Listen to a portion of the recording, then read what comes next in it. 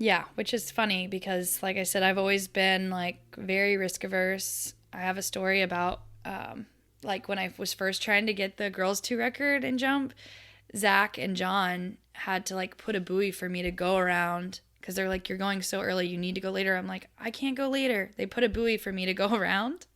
So I would like cut late enough, like a buoy to go around on my counter cut, right? And I'm like, guys, like I will not make it on the ramp from this spot. I'm like doing it, I'm passing, and I'm like, Zach, you put on my skis and you go do it. And he did it. He put my skis on, went around it, made it on, but he was like, okay, we need to move the buoy a little bit further back. It is pretty late. But like stuff like that, they had to do.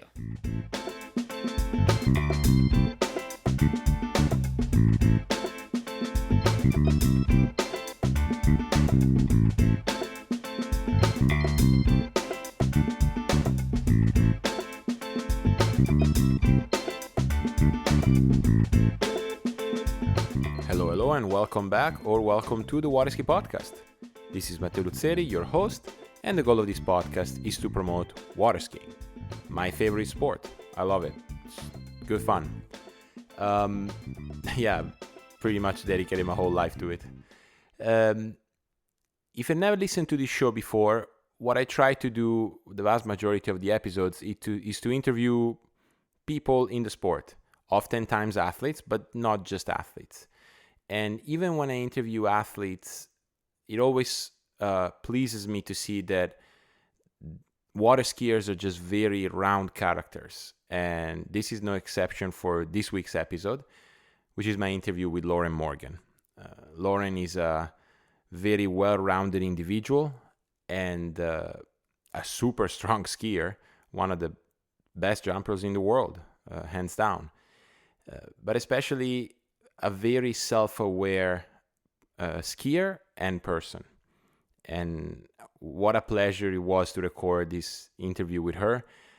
She recorded this from Jack's, which is obviously a world-renowned place, but also a place that is it's so connected to her as a skier that it was kind of cool that she was there while I was here in Italy recording this together.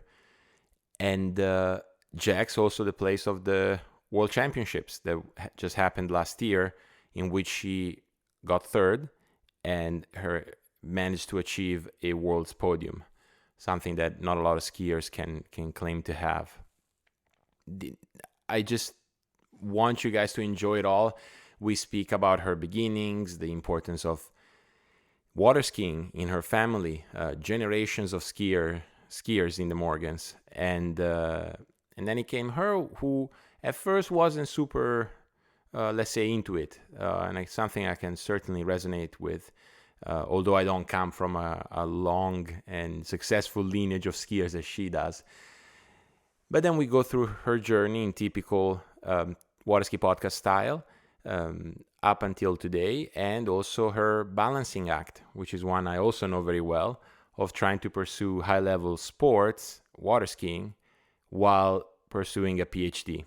So we talk about what she's doing in academia, the challenges, the whole balancing act of managing to ski and to work, because really a PhD is a full-time job.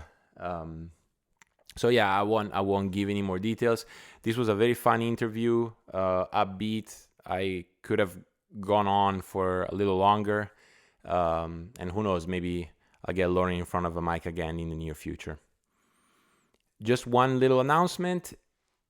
The Swiss Pro Slalom is happening this Sunday, so make sure to tune in. You can watch the action on the Waterski Broadcasting Company YouTube channel, or you can conveniently go to waterskiprotour.com, where the webcast will be also available. First event of the tour, first points to be attributed, and more events to come throughout the season. So I hope you enjoy watching the Swiss Pro, and I hope you enjoy this interview with Lauren. All right, Lauren, welcome to the Waterski podcast. Thank you so much for being here. Thank you, Matteo. I'm really excited to be here. As you know, I'm a big fan of the show and the podcast, and I have kind of thought about it lately. I think it's like one of the bigger platforms in our sport, so I'm pretty humbled to be alongside so many cool people I love and people I respect. So again, thank you for having me. No, look, it's humbling for me to hear this. This started on a whim 3 years ago in a plane where I thought about doing a podcast, and here we are. Look, so you are a fan, you know the drill. The first question is always the same. How'd you get into water skiing? Yeah, so I think for people who know me, know that I kind of come from a water ski family, whatever that means. So like mom and dad both skied, the whole deal. And so, going back, my grandfather JD was a really great skier after the Navy. He started doing like training, like hardcore, like all the time. And that kind of like got instilled in my father and his brother. So they both skied. But my grandfather JD was like multiple time national champion, seniors, all of that stuff. And then my dad and his brother, they were both multiple national champions, great overall skiers. My uncle Zach, he went to ULM or NLU back in the day. And he skied, like, he was sort of like, I've heard like sort of this same analogy with like Jarrett and Craig. Like one of them is like always the more talented. One of them was like a more hard worker. And that would be like, my dad was the hard worker. My uncle was the one who was like super talented. So they both were like great skiers. And then my dad also was like obviously like a skier on the professional level and still is skiing, like killing it today. So that whole side, like most people know that whole narrative, but what people don't know usually is that my grandfather on my other side, my mom's dad, Jack, was also a skier, but he was a water ski racer. Yeah. Aha. Yeah. So the kind of thing where you have like the rope around your body and you're going like 80 miles an hour. It's insane. And yeah, so he did that all the way like through the 70s, 80s, and then switched over to slalom skiing as well. And him and my grandpa JD on my other side, they actually one time at a nationals were on the same podium together. So like Wow. so like definitely come from a ski family. And then my mom and her sister both skied sort of recreationally until she met my dad. And then she started doing tournaments as well, my sister, me. So, whole family that skis. But like the funny thing about all of that is growing up, I did not want to ski at all. I was pretty, against it in many ways. Yeah, no, I can see that. Yeah. So, I mean, I would do pretty much anything but ski. We would go to tournaments like every weekend. I remember going to Charleston several times. That was just like a big place to slalom. So we'd go there a lot. I remember actually like Taylor Woolsey, Jen LaPointe's daughter, like we would hang out. We both like did not want to ski at all. And we were both sort of like late starters. But anyway, that comes later. I just didn't want to do it. I think, there was some like a level of pressure around it. Like if I was going to ski, I would have to be a good skier. Maybe just like it wasn't my choice. And that's probably a theme that will come out. Like, for me, it's like, it has to be my decision. So, that it wasn't my decision and I just didn't want to do it. But I do remember when that all changed, we went to, one of our family vacations, quote unquote, which was a water ski tournament. And it was the Nationals. And so that was back when we had the Nationals with US Open. So that was I think it was in Houston. It was somewhere in Texas. Lago Santa Fe is the lake, but I don't know if it's in Houston or Dallas. So somewhere in there, one of the water ski lakes over in Texas. And my dad was, both skiing overall and doing the US Open back then.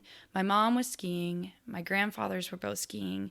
And so everyone was skiing except for me. And my sister was pretty little at the time. I don't even think she went. And I just remember being there like the whole week and being very bored and sort of seeing like all the kids that were my age, on the shore competing, having a good time. And that's when it was kind of like, okay, if I'm going to go to all these tournaments, I might as well just ski myself and do something, So like I remember telling my grandpa, like, when we get home, I'm going to start skiing. And he was like, they didn't want to like put pressure around it. They were like, oh, okay, like just wanted to be chill about it.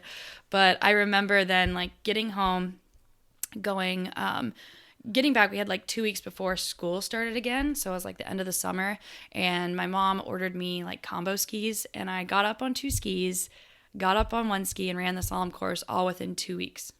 It was like, boom. What? So when it was on, it was on. Yeah. What? Yeah. I mean, that's third generation skier. So, if you want to think of it genetically, you had a good imprint, but still, like running the course in 2 weeks, that's quick. Yeah, it was, but I was super determined. Like, I don't know, right when I got on the ski, and then it was just like it's just, I'm like that in so many things. You don't even understand. So it's like, you go from like not doing anything to all in. And I was skiing like 3 times a day. I did, of course, like the mini course, all those kind of things, like slower speeds. And I was like up to like running like 26 miles an hour or something within like 2, like it was insane. Wow. And then that fall, like school started, right? And then that whole fall I just trained. And then that next spring I did my first tournament, but yeah. And where is this? Just give a context. Yeah. Where was all of this?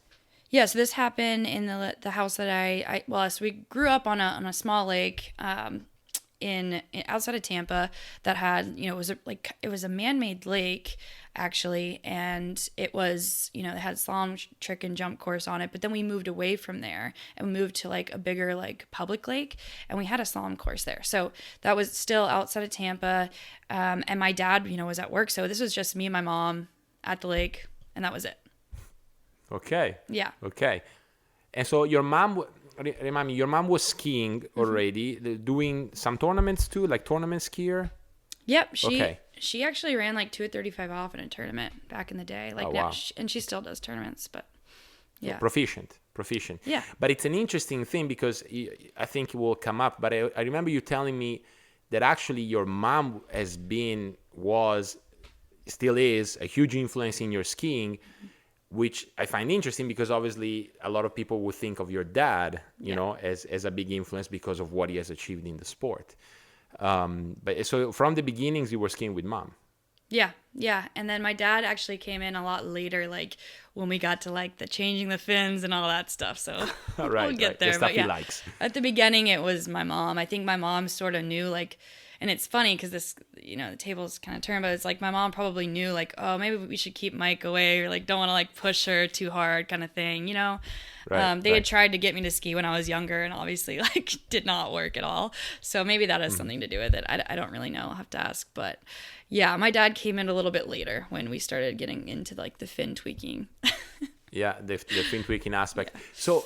So basically, no ski school beginnings, just family, boat, lake, ski. Yep.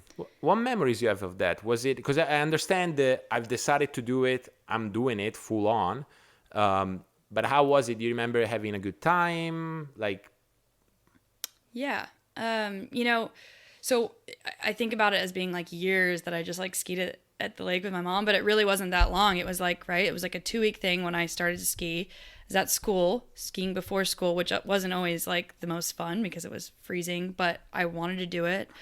And then the next spring I would go to Jack's, right? Like that's when my mom was like, okay, we need to get you some coaching, but because she saw me improving, and it was like, I don't know what I can say anymore. We need to let someone else look at you. But from those, like, to answer your question, like those early days, I remember it, it was summer. It was like, another thing I kind of skipped over, didn't talk about, was I was a tennis player. And yeah, so I was doing tennis like all throughout the summer, like camps, and it is hot in Florida in the middle of summer, right? And I remember that being miserable. And I think maybe like skiing was like, oh, this is cool. We're like in the water all the time. Like that's like tells you like the level of thinking of like an 8-year-old, 9-year-old, right? But which is fair, right? I do remember it just being like refreshing and fun. Yeah. Yeah. And then goes Jack's, because I know obviously Jack craze are a huge part of your story, but it came in pretty quickly, like following spring. You go to Jack Travers. Yep. Yeah. I skied my first tournament, and that was up in Gainesville, Florida, where the University of Florida ski team skied. And that was pretty terrifying as your first tournament because there's gators everywhere. And they call it the Gator Open, actually. And yeah. And so it was like one of those things where you fall and the boat has to pick you up because there's so many gators, like that kind of thing. And So anyway, I remember skiing that tournament, and I think it like went pretty well, but it was like right, and that was in the springtime. And then it was like right after that, it was like a spring college tournament, I think. So I was like skiing Yeah. class C or whatever. And then it was like right after that that I went to Jack's. And at that time I like, it was only with Jack. It was like, I went to ski with Jack, and my dad actually had like a history with Jack from skiing against Sammy Duvall, right? So like Right. so that it was their idea, obviously, to take me to Jack's. And yeah, I mean, I remember like the first day getting there and being like super intimidated. I remember a couple faces that were there that time. But at that, I was just a slalomer. I would slalom 3 times a day with Jack, and I kind of kept to myself. I was pretty shy when I was younger. And yeah, I mean, it all happened super quick, but that was sort of my first intro to a ski school. And I wouldn't say I was like part of the crew at Jack's or anything yet at all. I was just like going there, skiing a couple sets with Jack, and then leaving. And then later that summer, I would go to like do some camps and stay there for like a couple nights. But Okay. yeah. Yeah, because I mean, if I understand, I didn't know you were playing tennis young, but I'm assuming you already had experience with coaching. Like with someone to tell you what to do so that you could improve. So what did you notice? I know you were young, but did you notice a contrast like within tennis and skiing? The coaches you had in Jack, like. Yeah, a little bit. I think so. The coach that I had in tennis, I still remember him. His name is Gary, and he was pretty chill. He reminds me of Chris Travers, which is really Okay. funny. So to give Okay. you like a sense, like super chill, like kind of like always like joking around kind of guy. And I just had fun with it. And then I went to Jack's, and Jack is kind of like soft spoken, kind of intimidating when you maybe first ski with him. But then I remember like whenever it was much more rewarding to have a good set with Jack, because it was like he would give you that nod of approval or smile or whatever, and you're like, okay, like Jack said that was good, so that has to be really Yeah, so good. that it's really good. Yeah. Yeah. So yeah, definitely big contrast there. Kind of like Jack is like, of course, a little bit older and just more traditional maybe. Yeah. Yeah. Yeah. Yeah. So then, you're 9, you're starting to take the water skiing a little seriously. What is, I guess, what are some of the first tournament experience like? Because again, it sounds like you started water skiing out of boredom of being at ski tournaments. So then you go ski tournaments now, and I'm sure it's with dad and mom and grandparents. So you're all skiing, but now you're skiing too, right? So what was the vibe of you now competing? What memories you have of that? Yeah, so my first year competing, I was 9 years old, which was my last year in Girls 1 already. So, like, this was kind of it for Girls 1, and then I'd be going into Girls 2 and going up in speed and starting to jump and all that. So, the first year was, kind of like just like this, like, crash course into all of it. And then I do remember my first regionals like very distinctly, because I wasn't top seed or anything. I think I was seeded like third. So I'd like I don't remember a lot of the little tournaments that I did, but obviously I was getting better to a point where I'm like ranked pretty high already. Yep. And so I go to regionals, and I'm probably like second seed or so. And I just remember I wasn't top seed. And I go out, and this is like the first time I remember like sort of becoming part of like the Jack's crew outside of just skiing with Jack, because I went out and skied, and I like ran my 22 off, and then I fell around 2 ball at 28 off coming back. And it was like, this was in Paducah, Kentucky. Yeah. So I'm way down at the far end of the lake, and I'm walking back, and I'm like kind of bummed because I don't even understand at that point, like what it takes to win on the regional level. I'm just doing like little local tournaments. I have no idea, and I'm bummed out because I like didn't ski my PB. I'm used to getting PBs all the time, probably, right? That sweet time, yeah. Yeah. So I'm like upset, and I knew like I maybe somewhere in my head like I thought I needed to like run 20 off to win or something. So I fall around 2, and then the girl that was after me, I can't remember her name, but she doesn't ski anymore. She falls at 22, but I didn't know what it was. Like maybe I thought it was 28 or something. And then I heard the announcer, who was John Bond, and his daughter skied at Jack's, Becky. She was like someone I look up to, and we're still friends. And he was like, Poochie, you won. And I was like, what? I won? You know, like I couldn't believe it. And then all of a sudden I like look down the lake and I see like John, Zach, Chris, you know, the whole crew like running down to like come get me out of the water with my ski and all of that. And I was like, cool, I won. It was like, since then I'm like part of the crew, you know? Right. And so that was a cool memory. I definitely remember that. And then, you know, nationals that year didn't go so well. I didn't make the podium, but it was like really good motivation for the next year. So I was like super bummed because I just won regionals, but it was kind of, you know, an upset, if you will. And then at that point I'm part of the crew though. And it was like the rest was history. I was going to be at Jack's, you know? Yeah. So. Yeah. Which is where we're recording this interview, at least on your side. Yes. I'm in Italy. Yeah. So that's cool because yes, it sounds like it was both, you know, the shock of winning, didn't really expect, but also the realization that you were part of a group, you know. And that's a topic that over the many interviews I've done sometimes comes up, you know, in terms of collegiate skiing, or, you know, that few instances you have in our sport where it feels a little bit more than just you, your ski, and a super individual like it can easily be, you know. Speaking of that, you know, I'm assuming the ascent was continue to go well, and eventually you represented, you know, your country. When is the first time you represented the U.S.? So that was not until Girls 3. So that was, you know, I was 15, and I had a lot of like success in Girls 2 as well. Like I broke a couple national records kind of thing, like a lot of success, kind of like trending upward. And then first year of Girls 3, I did pretty well for like your first year in that division. Like that used to be a huge division. You have 5 years in there. So, you know, at the lower end, you're like really young. And then by the end you're 18. So it's like kind of a weird, now they have like girls 1, 2, 3, 4, 5. But back then it was just, you know, girls 3. So it was like, I'm thrown into this new group, and I'm like 13, 14. And I'm like, my goal was just like, let's make the podium at nationals, you know, in all the events. So I did that. Made the podium and everything, and left at like 4th, 5th place, let's say.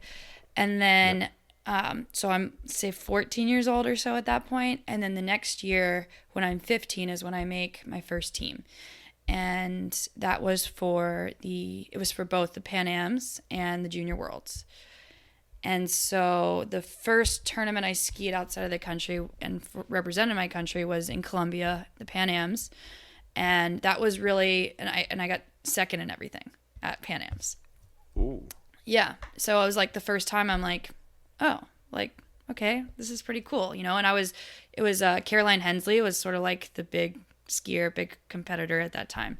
She was amazing, right? Like crazy good skier, overall skier. And she actually went on to make like the open world team a few years later, right? So like definitely looked up to her. And the team was me, Zach, John Lex Kennerly, and Caroline. Yeah. So I remember being in Colombia. I mean, it was my first time out of the country ever. So that was just a cool experience. Ever? Yeah. No way. Yeah. Okay. Yeah. And what, so you also have the first time out, nobody really speaks English outside of the ski crew. What money do I use? You know, how do I order food? Like the usual things. Yeah. And it was in Colombia. I don't know if you've skied in Colombia at all or not, but you know, when you go there, there's like people with machine guns outside, you know, it's like, it's not like going to, I don't know, like Canada, you know, it's right. It's like a totally different world. And I remember like flying in and like seeing all the people at the airport. Like it wasn't like flying to Orlando. It's like there's people like trying to get you to come this way, that way, like whatever. And you're just like, whoa, what's going on? But my mom did come to that one. So yeah, and Chris Travers came too. And nice. and then I was obviously part of the team and everything. And yeah, I remember like we were in this like little sort of like resort thing, and I think they just had Latin Americans there like last week, and I remember seeing pictures. I was like, I've been to that place. That was the first place that I skied outside the country. And I mean, thinking back now, I got really sick. I got food like super sick, so that wasn't like the best thing to take away from there. But I skied well, and you know, we won the gold as the team. And that was just a cool experience. I was like, when I first went out of the country and like met all these new people, I was like, that was a huge motivator too. Like being like, okay, this is cool. I want to go to different countries. So that was like a huge piece of me wanting to like continue skiing. Yeah, because I know you as a, I guess, beyond the skiing, but as a very well-traveled person, no problem going abroad, like, so I was a little shocked that your first time abroad was at like 14, 15, but the fact that motivated you to improve your skiing, which then skiing itself lends to go to different countries, for competition, makes a lot of sense. Yeah. So, and what about I don't know. I know it's tougher to talk about national teams. Sometimes it depends where you're from, right? But did that do something to you? Like the fact that it was, you, Caroline, and everyone winning together, or did that have any effect? Yeah, I think for us, like that was a big like pre-tournament for the Worlds. And it was like, that was back when we had team trials. Like we don't even have team trials anymore, right? So team trials in and of itself was like a huge thing. It was like, you had to ski well at team trials. If you skied well enough, then you make the team. And so we have like all of these tournaments kind of leading up to the Worlds. And it's like, at the time, it's like super important for like the U.S. teams. Like you didn't want to be like, the U.S. always won Junior Worlds, right? So like you didn't want to be the team that lost. So it was like there was like a piece of that, I think. But it was like Pan Am's was like, okay, like the pre-tournament for the World. So like I wanted to compete well, and we did as a team. And I think we were, like we all got along really well. I was the youngest for sure. I was 15 and everyone else was 17. So I remember kind of being like the baby, and, my mom was there. I don't even know if other parents were there or not, like, Right. But, yeah, I mean, I just remember them, and it was like my first big tournament. And so like Zach and Zach and his dad was like really influential, like John Warden, and just like teaching my mom and I how to like navigate these like bigger tournaments, and, like how do you even sign up for a team trials, like that kind of thing. So yeah, and then of course when I made my first U.S. team, it was huge. It was like, okay, I mean, I had actually skied those Can-Am tournaments as well, but I don't really count those. This was like different, Yeah. So yeah. I mean, there was an element of being like proud to like, represent my team, but it was also like, okay, we got to win Junior World. So it was like this pre-tournament vibe. Okay. Yeah. Okay. And so you're 15, Junior Worlds. Was it Peru? Yep. 2008. Yeah. Yeah. And so you skied 2 Junior Worlds. I think you wore the good year, because obviously being 3 years, you can have a good year or a bad year for juniors. And I know the one after went pretty well, but we'll get there. Yeah. How was this first one? So obviously these are the World Championships, Yep. Yeah. So this is really cool. That when I made that team at team trials, my mom and I decided what would be best is if I was homeschooled, because I'd be, missing school for Junior Worlds, which would be in Peru in January, like, right in the middle of school. Yeah. And so that fall, I started homeschooling at Jack's, and we had a cool crew. Like we had a bunch of skiers that were all going to that Junior Worlds in Peru. So it was like Matt Weniger, if you remember him. Yeah, of course. Me, a guy from Brazil, Zach, and yeah, I think the 4 of us. But then Amber Frank was over training, and so we had like a cool crew that was like all training together to go to Worlds. And again, I'm pretty young at this one. I think the goal is like really to just like, see how it goes kind of thing, and like be the third scorer, be a score for the team, like no, not really any expectations. But that fall, right before, I started jumping pretty well. I went like 140s, like 142 or something, say, at a McCormick's tournament. And then it's like, whoa, like, okay, if you jump that at Worlds, you have a shot to like make a medal, right? So then there's like becoming a little bit of pressure added as we get like closer and closer to the event. But, I didn't really like think about it. It was just like, okay, we're going. And my whole family went. My grandparents from both sides went. It was like this like whole family vacation, another family vacation. That's a water ski event, the whole thing. Right. My mom, my dad went. That was like one of the only Worlds my dad's been to. So other than the one that just passed. Right. So, at Jack's. Yeah. So, everyone's there. And yeah, like it's the world's, right? So like we're all training. John Lex came down to train, and we're like ready to go. Zach, he was fun to train with because he was just so talented. He like barely needed to train, which was annoying. I was like, Zach, are you gonna like? It was like I remember it was like 2 weeks before Worlds. I'm like, Zach, are you gonna like trick? Like, you need to start tricking. He's like, yeah, I'll start. Like no big deal. One of those. One of yeah, those. yeah. So that was a little like, okay, let's see how that goes. But I get that now. But at the time, I was like, all right. But yeah, like Junior Worlds was awesome. I remember, I skied pretty well. I got fourth in slalom, jump, and overall. So sort of just missed the podium and everything. Yep. But we won the team overall, so that was really cool. I met tons of people there. And again, another big motivator to like move on, but a huge motivator to be like, okay, at the next Junior Worlds, I'm going to win slalom, jump, and overall. Like that's what's happening. And I have 2 years. That's what's happening. So that was like the big thing I took away from that Worlds was it was super fun. Met a lot of people. I skied okay. I skied well, but I was second seed going into the finals in jump and kind of blew it in the finals. And I was like, all right, next Worlds, I'm going to win. So yeah. And it happened. It did. Yeah. And I have obviously super cool memories of that because it was here in San Gervasio. Yeah. And by then, and maybe it was the perception, I don't know, from abroad or I don't know, but like by then, I think you were seen as a jumper. You were slaloming hard, but what the name, Lauren Morgan started to be recognized as a jumper. And then you roll up and you win slalom first, So how was the preparation to these Worlds? I mean, obviously you had those goals in mind. How was the leading up to it?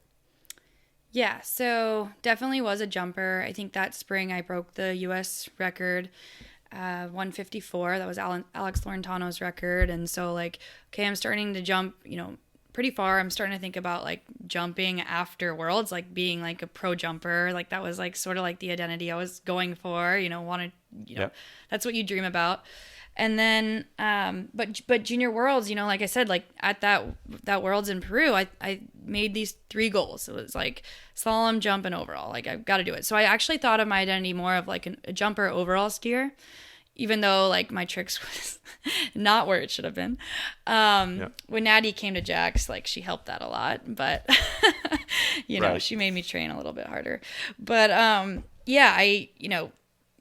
I think just leading up to it, it was like one of those things. It's funny because like that Junior Worlds in Italy and then the last Worlds that just passed here, those are the 2 events like in my entire life where I've like talked about goals, made these 2 goals, and like I've actually like planned out like the whole process and like, okay, this is how we're going to do it. We're going to train. This is where I should be here, X, Y, and Z, and like really like been thoughtful because I could like back then I just could plan all those things out. And then I really like made my schedule around this past Worlds to do the same thing, and it worked. But like I still think about that Worlds and the way I prepared for it, and I'm like, that's still like at the age of 17, that was like the best planning and preparation like I ever had. So I would like, I was actually working at Jax that summer. But just skiing all the time. I'd finished school, so I was done with school. I was just training, and we had the Southern Regionals at Jax the week before we went to Junior Worlds, and the week before we flew out. And I remember, that tournament right before was sort of like a pre-tournament to Worlds, and I was like, I skied really well, so like everything's kind of leading up to it, and yeah, like the pressure was real, but it was also like I just like started, especially in slalom, like my slalom just kept getting better and better and better, like up to the event, and I had run like 3 at 38 in a tournament before then, so like, back in those days, like you run 35 in juniors, you're doing pretty good. Oh, yeah. And so that was really my goal. I was like, okay, what's reasonable here? If I run 35, I've got a shot at a medal and winning, right? So that was it. And at Junior Worlds, I remember, so I think prelims, I got like 4:35, something like that. So I was like midway through the pack, seeding wise for finals. And I remember telling the doctor, I was like, wait for me on shore because I'm either going to crash trying to run 35 or I'm going to win. Like there's no, it's that or, I was going to pull my ass off, for lack of better words, before I, didn't make 35 off. So it was going to happen. Right. It was just like this crazy, like, and I've talked about this, like I was just talking to Ryan Dodd about this, like how scary it is to like say your goals out loud. But I was like so confident in my goals of like that I was going to run 35 no matter what. So I did it. Yeah. Right. So, yeah. And where that, so you obviously know my background. Yeah. Where does that come from? Because in a way, the two leading up to these two junior worlds were very different. In one, we're like, let's go see what happens. Mm-hmm. I'm skiing good, but I'm really a baby or the young one. Hopefully I can help my team. Then from the sound of it, at those worlds, you made the goals for the next worlds, which are in 2 years' time. Yeah. Like, was it the fact that good scores were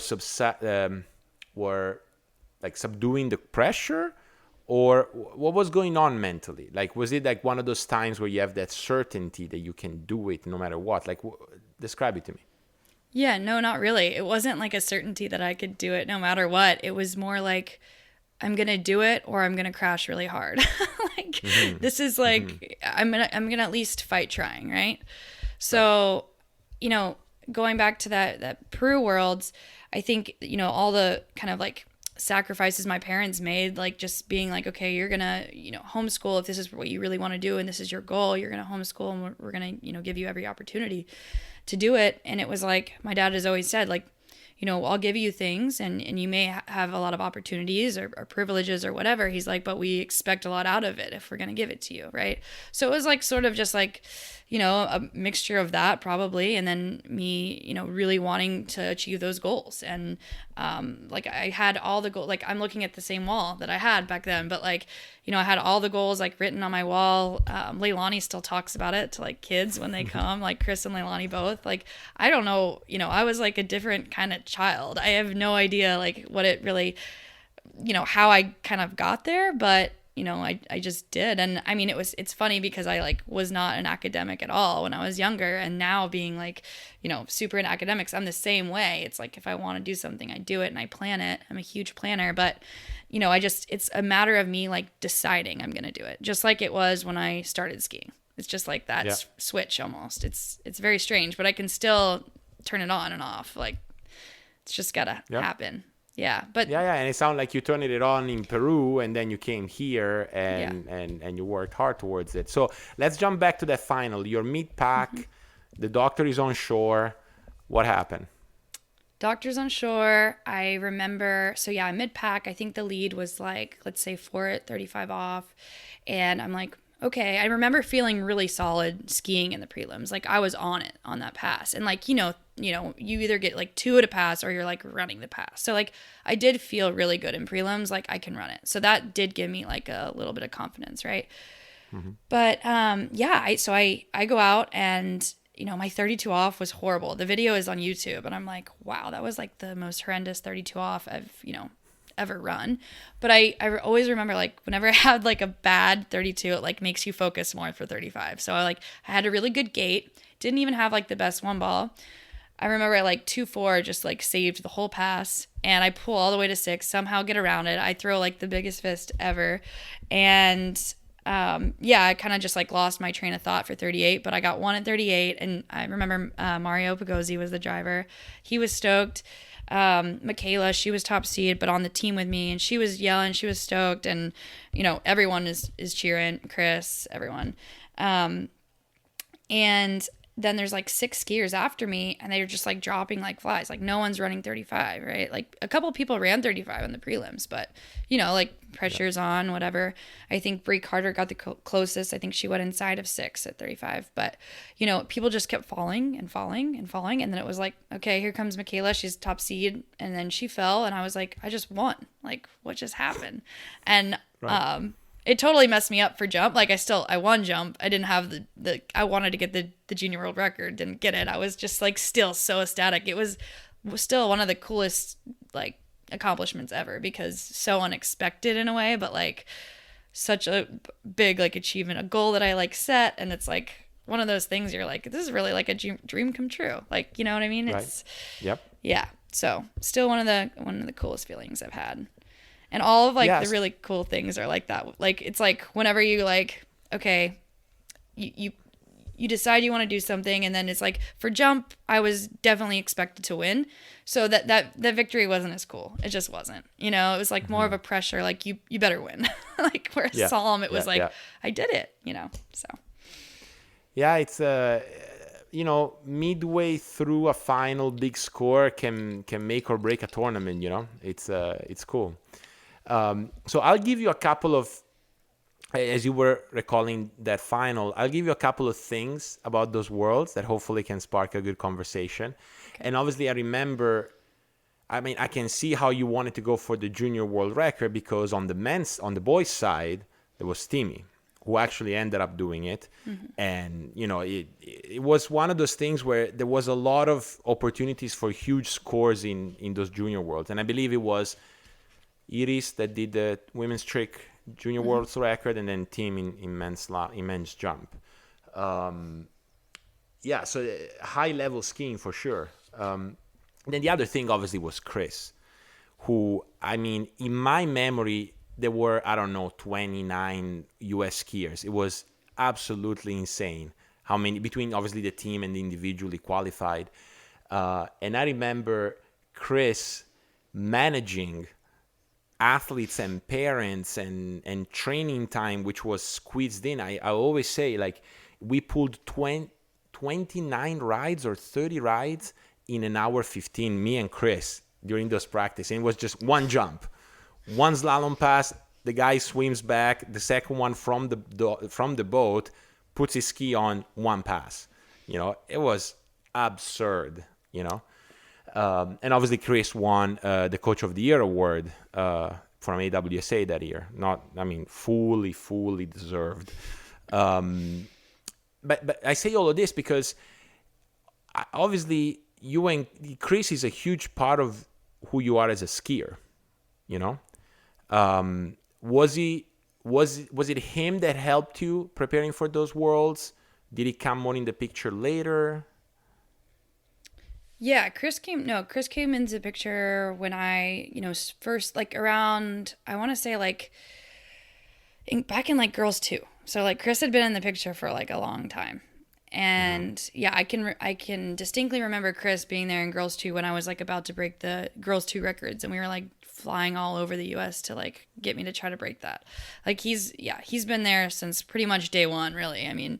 Since I kind of had like a little late start there. So I think it was like Jack was very like fundamental in slalom, and whenever I would have like like a slalom slump or whatever, I'd still go take sets with Jack, but I was primarily skiing with Chris up from like, let's say 12 years old on. So yeah, it came on really early, but Chris has always been like a really good listener. I was admittedly like not the easiest to deal with, I'm sure, when I was younger. Like, did not have the like head on my shoulders that I do now. Like thinking back, I'm like, man, he dealt with so much. Just like, every set is like the end of the world back then. And it wasn't so much like jump, but slalom. Like slalom did something to me where I was like, I would go into like these like slalom slumps, and then I'd be slaloming well, and it was just like this horrible like cycle, and then I'd go ski with Jack, and then oh my gosh, it was just, we laugh about it now, but it was really like something, like tears, the whole thing. Like, but Chris was really a trooper. Even to this day, like, I'll come back to Jack's, and I ski with a bunch of people now at this point, but like I can still have like Chris jump in the boat, and I can like just talk to him. He's like a person who's seen me ski so many times and for so long, where it's like I can just like talk, and it's just someone to listen to me, really. And it's just like a therapist, like a on the water therapist. And that's really like what Chris is. And yeah, like you said, he got Coach of the Year after that Worlds. He deserved it. Like I was just one skier on the team, but I probably like was like 10 skiers really, because of how annoying I probably was. I was like, I want to train here. We were going over to that other lake. What was that other training site? In San Polo, in Brescia, yeah. Yes, we were going over there because I remember my jumping wasn't where I wanted it to be. It was like I was doing like six sets a day, and then he had to like coach the whole team, and it was just like, oh my gosh, what a pain. But you know, it all worked out, and we won, and the whole team skied unreal. Like, I remember Haywood McDonald was on the team, and he was more of like a tricker jumper. He made the slalom final, and it was so fun. And yeah, and Tim, you did remind me about Tim skiing. I mean, he was unreal. He was skiing at Jack's as well before we went.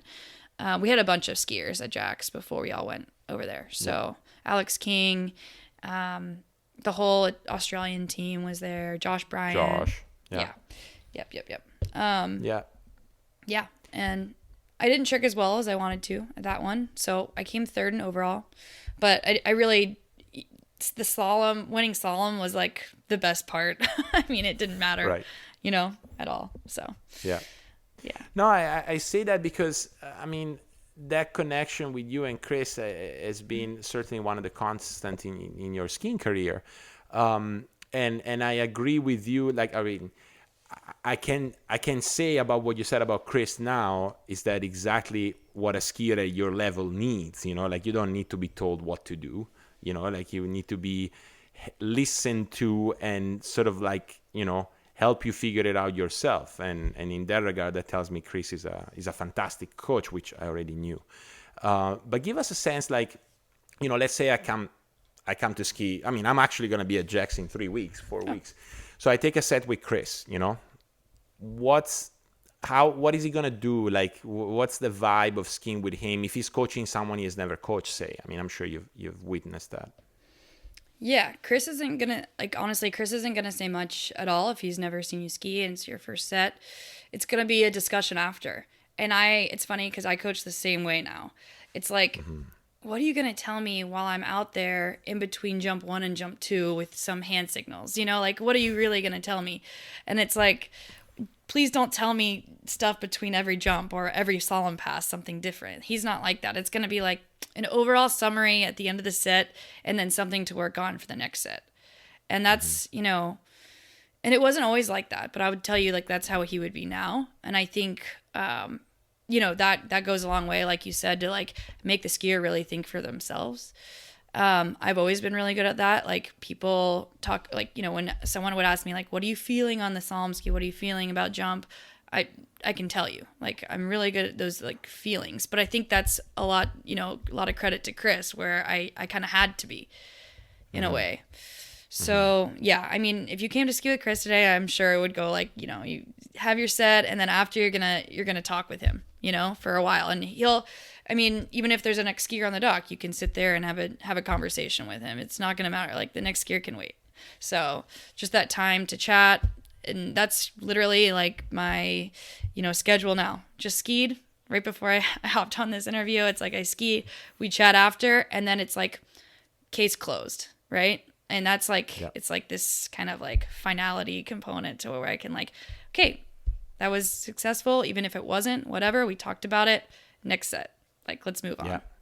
So yeah, such an important thing. We do know that, like, reflecting properly after a performance or a practice set, like, one of the big advantages beyond learning is letting go, right? Yeah. For the good or the bad, and so that puts you in somewhat of a blank or a more informed blank slate for the next set. So, okay. By now you're 17, you're junior world champion slalom, also in jump, despite, you know, you didn't enjoy it maybe as much. But there is that underlying thought of, I want to be a pro jumper. I want to, you know, jump for money, I guess. What was the thought like? What was it? The notoriety, the high level? What was it? Yeah, it was, I mean, Girls That Fly wasn't quite established yet, but I was at Jack's with like Natalia and you know, a couple other jumpers, Yuta, Lamy, some other people like skiing there all the time, and it was like, oh, well, that's sort of my next step. But it wasn't, you know, I was 17 and I had a whole nother year of juniors to go before I was gonna be kicked out of Girls 3 or juniors. So I did ski my last Masters as a junior only because I wanted a shot at winning overall. And so I remember, so this is kind of when Chris and I had like a little bit of a falling out, actually. And we talk about this, but that sort of that fall of, so I already broke the girls 3 record. So I already had like a lot of success. And then it was kind of like things kind of got stagnant in jump for a while, where I was like not really improving, like just kind of, I don't know. I mean, maybe I had been at Jack's for a long time and I was like, oh, maybe trying something else, whatever. So I went to Australia for like 3 months before Moomba the next year. And this is when I was about to turn 18. So this is going into my last year of juniors. I go to Moomba, and that was my first pro event.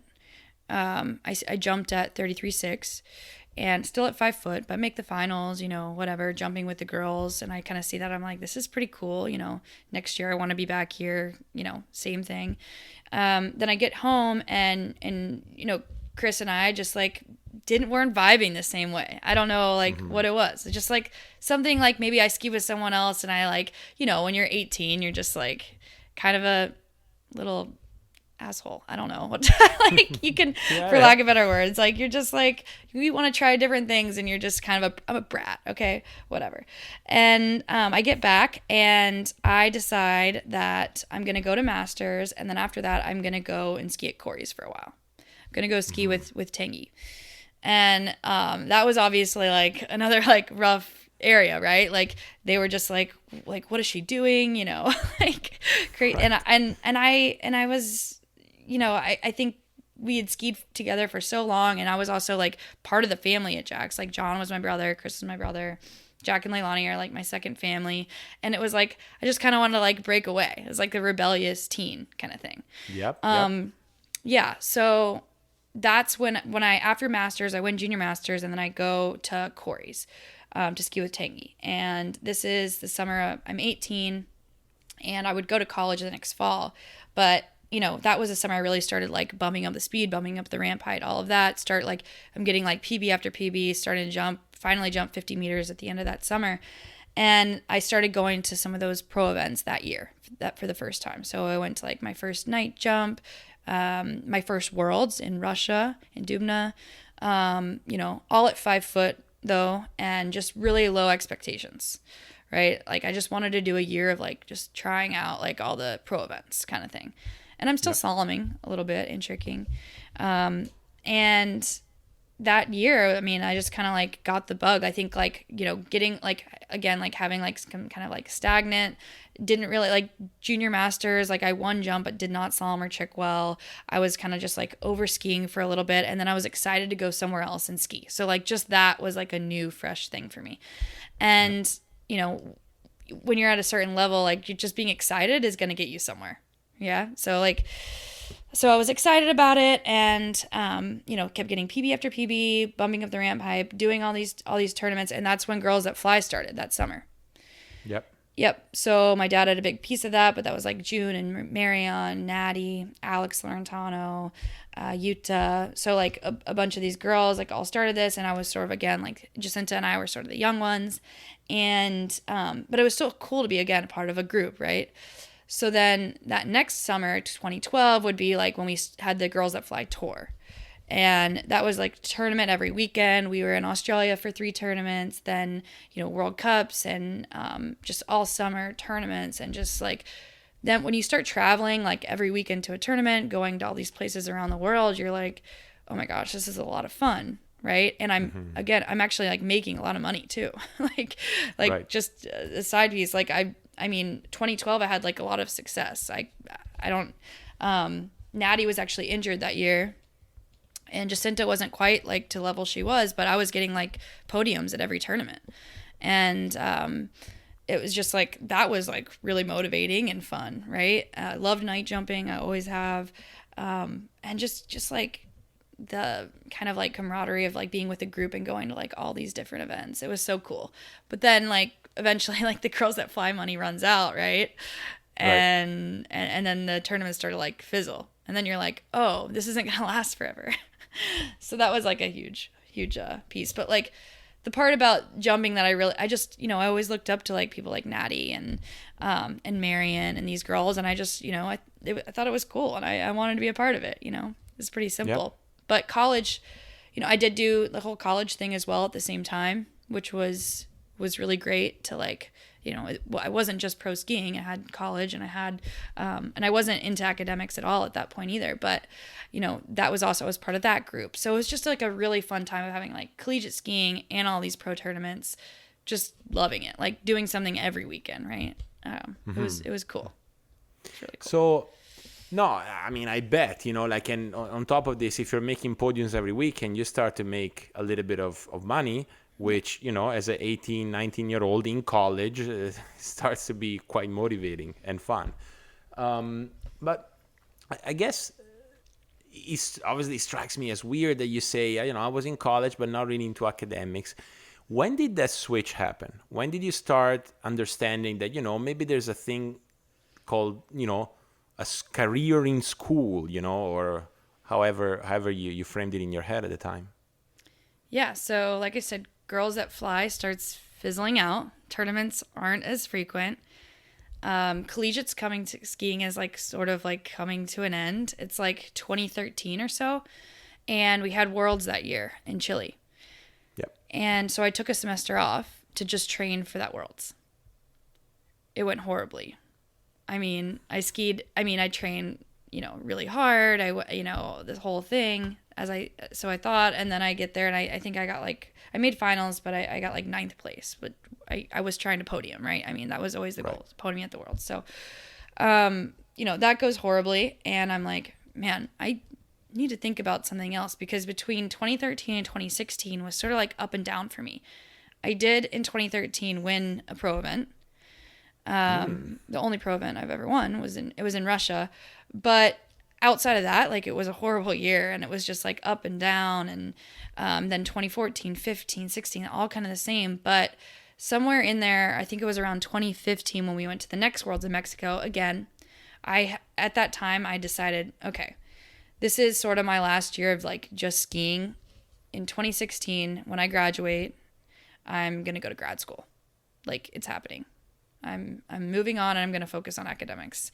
And between that 2013 Worlds, when I, didn't do as well as I wanted to, that 2013, 2014, 2015 years, like my last couple years of school, I really focused on academics. I went like 180, and I was like, I'm getting all A's. And it was like that switch. Like, when I decided I wanted to focus on school, it was no problem, right? And I remember taking a class that was, so I was a psychology major, and I took a class that was sort of like a crossover psychology, criminal justice class called Criminalization of the Mental Illness. And the professor is a mentor and friend today, but I took the class and I was just like, oh my gosh, this is so cool. I didn't realize people could be treated unjustly in the criminal justice system. I thought it was just like fair. Like, I don't know. Right. I had no idea. And so that just like sparked a huge interest. And he brought myself and then a couple others to a conference. So it was like my first academic conference. That was probably like 2014, end of 2014, somewhere in there. And I was like, okay, this is... Sorry, you're grad school now? No, this is still undergrad. Still undergrad. Yeah, okay, still undergrad. And it was like, okay, after I went to that conference, I loved networking and kind of like learning about criminal justice like all the time. I'm like, this is what I want to do. Like, I decided, okay. So after that conference, I told him, I was like, I want to go to grad school. Like, what do you think? He's like, yeah, I think, you're obviously like doing great in the class, So he, I didn't take many criminology classes in undergrad because it was already too late to like switch majors and all of that. But I got a minor in criminology and applied to several grad school programs, master's programs. And that year, 2015, like, coincidentally, my skiing's like just not going well. And I think this is when, we chatted a little bit about my skiing in those times. But I was just like really like all the signs of burnout, like those were all happening. Like I remember like just that summer before I started grad school, I didn't go to any pro events. I was just over it, totally over it. Like, just getting, like, my skiing had not improved since I was, like, in 2013. So, like, 3 years of, like, not improving, everyone else is improving. I'm not, and I'm still going to all these events, but I'm not really enjoying it. And, right when I decided, I'm like, okay, I'm going to grad school, it was like the pressure was off. It was like, okay, like, just focus on your career now, outside of water skiing. But I also, that summer, I also qualified for the university worlds, which were in Japan. So I was like, I really want to go to Japan though. So Yeah. I was like, I'm not going to ski any tournaments this summer, pro events, but I'm going to do the university worlds in Japan for sure. That'll be my last tournament ever. I was like, yeah. Okay. And it was perfect timing because I was like, that'll be my last tournament, and then I'll move to Seattle and I did. I moved straight from Japan to Seattle to start grad school. So I was like, perfect transition. I'll be busy anyway when I get to Seattle. Won't be able to ski much, so it's fine. So I go to Japan and ski great and win university worlds, and I slalomed well too, and it was just super fun. My sister made the team. We had a great time. Yeah, one of the most fun tournaments I've ever been to, right? Agreed. So I'm like, agreed. And then I'm like, dang it. Well, I kind of like skiing. I mean, it's like, it's just always like this back and forth. Then this is only like a 6-month period where I'm like, I'm done. It seems like a really long time in my head, but it wasn't. But I get to Japan, ski well, and I'm like, well, I can't ski anymore anyway because I'm going to Seattle and it's going to be really hard to train there. So I kind of just like convinced myself like, you're training, and I wasn't qualified for the next Masters because I didn't do any tournaments that year kind of thing. So I was like, I'm really done. Like, I'm really done.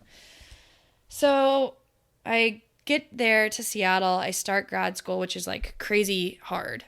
I never read so much in my entire life. Like, I took 2 theory classes just to start. And so it's like reading like so much, like all day. Right. I'm reading. But I did start working out with someone for the first time, like a personal trainer kind of thing. So I got really strong. And then the spring comes around and someone pulls out of the Masters and they're like, you're in. And I'm like, you know what? This will be great. I'll go and I'll just like, there's no pressure at all. I haven't skied. I literally got to ski 1 week before going, and like 1 week before the Masters. That's it. And wow. I hadn't skied since August from University Worlds.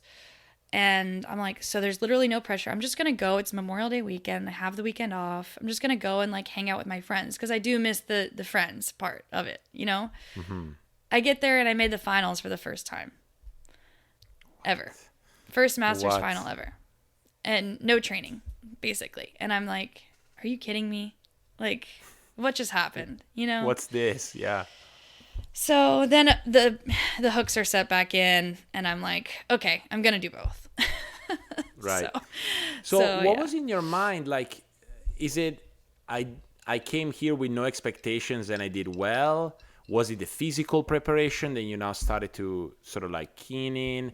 And with that, what were you physically preparing for if you decided that you were done with skiing? You know what I mean? Like, it's an interesting one.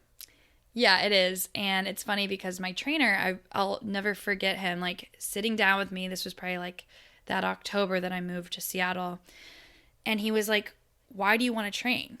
He's like, I don't get it. Like, everybody trains for a reason. Like, is it because you want to look better? Is it because you want to, like, for skiing? And it was always like, it's for skiing.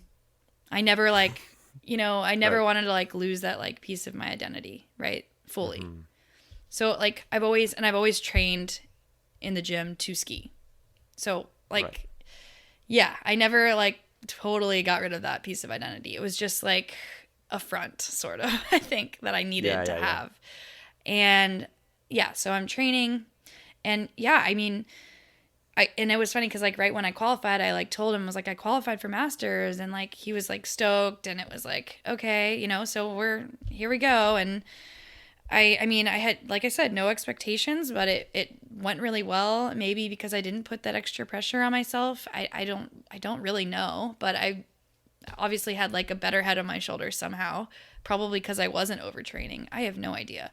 But after that, it was sort of like, it was like a barrier that I like passed from like 2012 to 2017. I'm like struggling, trying to figure everything out. But then from 2017 on, I figured out that I really need to have like a balance. Like I need to have different parts of my life. Otherwise, like I can't just ski. Like it does not work personally for me, So and I think that one Worlds back in Chile when I took the semester off, and like wasn't doing anything academic wise, and just skiing, it was like a really big sign for me too. And that's when I like switched in my brain, like I need to start focusing on academics. That helped too. And it was sort of like the start. But then like when I fully like immersed myself into grad school, and it was like I can't ski, I physically cannot ski in Seattle like in through the winter. I like had no choice. And I think I really needed that break, because my whole life I skied all year round, right?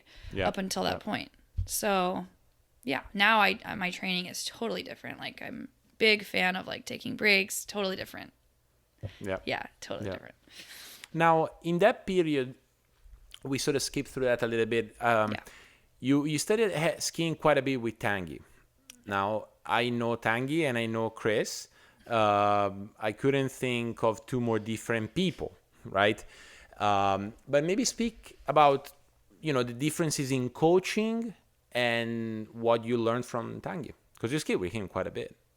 Yep, I skied with Tanguy between like 18 and like 22 years old, I would say. So like a solid 4 years. Then I moved to Seattle, and then like just kind of like went on my own, and then started skiing back at Jack's with Chris, right? So like those 4 years when I was like really just skiing, Tanguy was really good. I had some success with like under 21 worlds and stuff like that, where I was still doing overall. And Tanguy was really good at like preparing for those events. Like he's like one of those like big like motivators, kind of like, the whole like encompassing training thing. And the Mirandas are also a big part of that too. Like it's not like you're just skiing with Tanguy, you're skiing with Tanguy and the Mirandas. Like they are like they train like the hardest of anyone I honestly know. Like they're like, it's like full on in.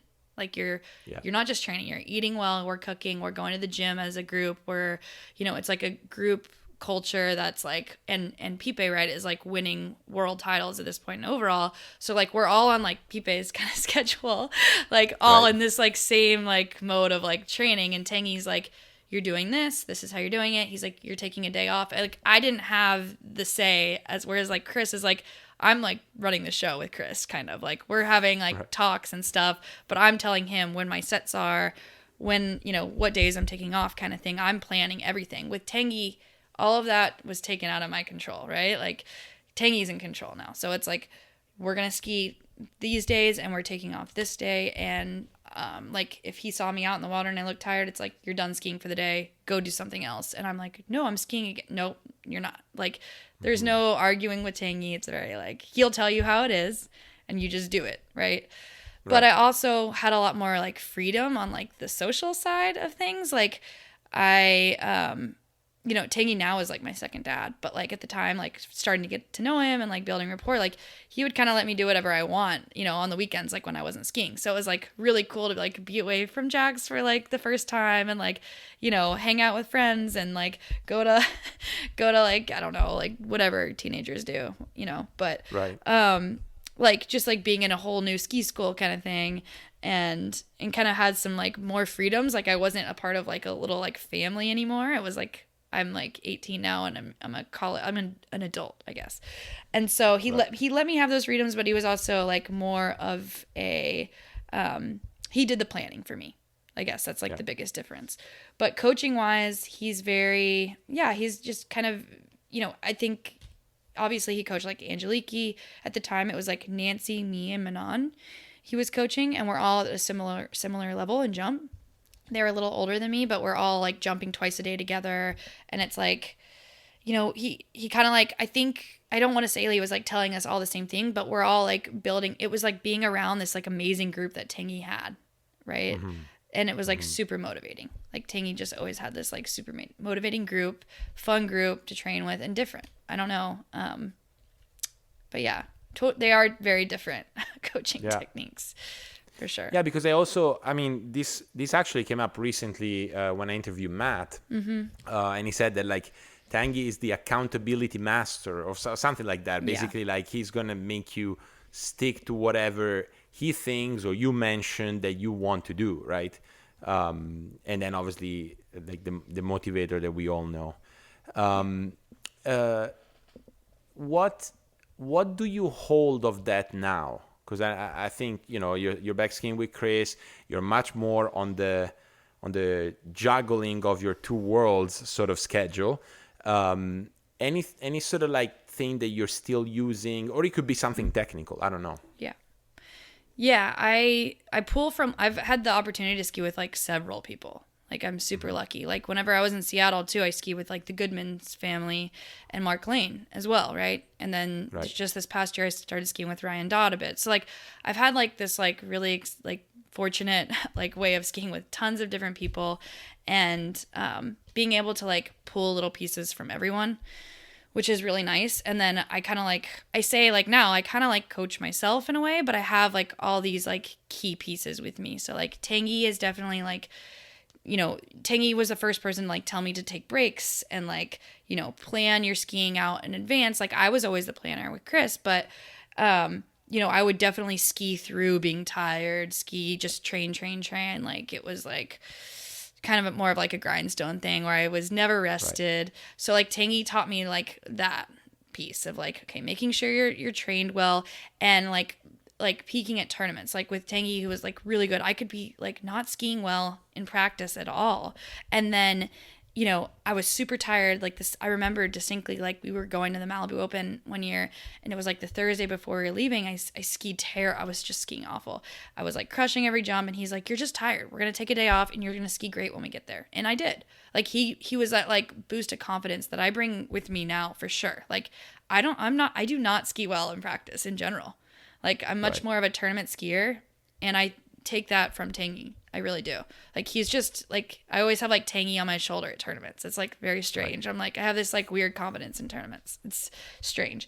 So that piece there, you know, Chris is like the therapy side, like talking through things.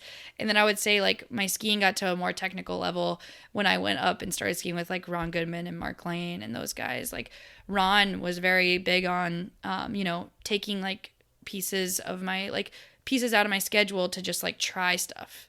He's like, it's just a result. We need you to get better. So we need to just try things. It may not work. Who cares? Doesn't matter. But like before, that would be like a bad set is like really, you know, important to me. Now it's like learning like bad sets aren't important. They're just results, you know? Mm-hmm. And it didn't work. So let's try something else. So I always take that from like Mark and the Goodmans. And then Ryan Dodd, like this past year, like really helped me like get to like an even more like technical level too.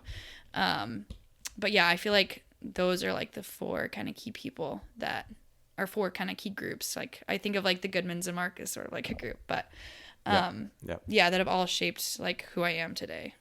So yeah, which again, it doesn't surprise me when you said that you sort of self-coach yourself, because early in the interview you said, well, that self-knowledge, that sort of like understanding yourself is really important to you, and it's something that Chris fostered early on through his coaching. You seem to be taking the same approach when you help someone with their skiing.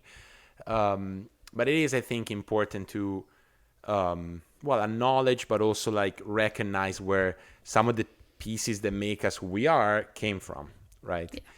Yeah. So let's take a few categories, right? Let's say the technical side, which seems like lately has been a big focus. The mental side, the physical side, the planning, nutrition, all of these things that make us athletes, right? Mm-hmm. Obviously, for an athlete at your level, they have to all be pretty much in check at a high level. But if you had to think of where to target to improve even more your jumping, do you have one area, or you think it's more like doing the same, just better? Technical. Yeah, for sure. I think, you know, coaching yourself is like a great thing until you're like just doing bad habits over and over, right? Yeah. So yeah, I think technical for sure. Again, working on those more and more.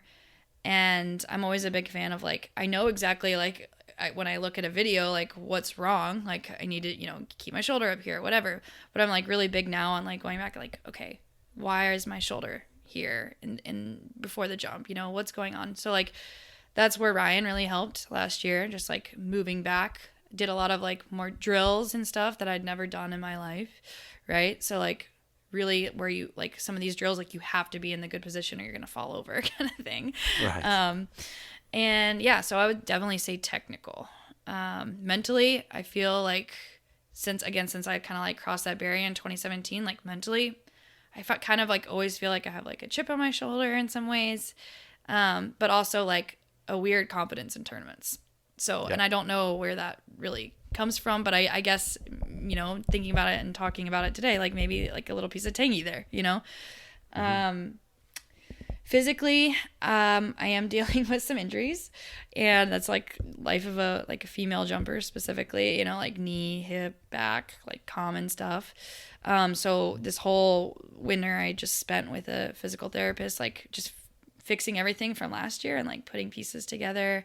Last year I lost a ton of weight, and that helped a lot too. Like just like, okay, I'm just gonna see how light I can get and see if that helps my jump. It did. I jumped 5 feet further last year, which like at this level is like a huge jump, you know?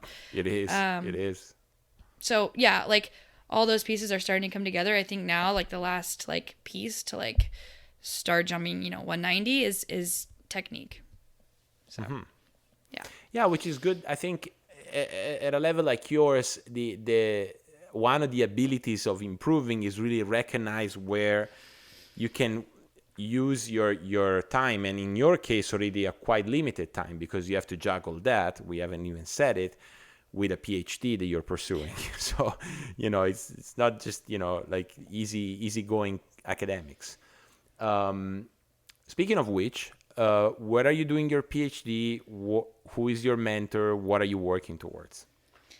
Yeah, so I'm doing my PhD in Criminology and Criminal Justice. It's kind of like a joint degree.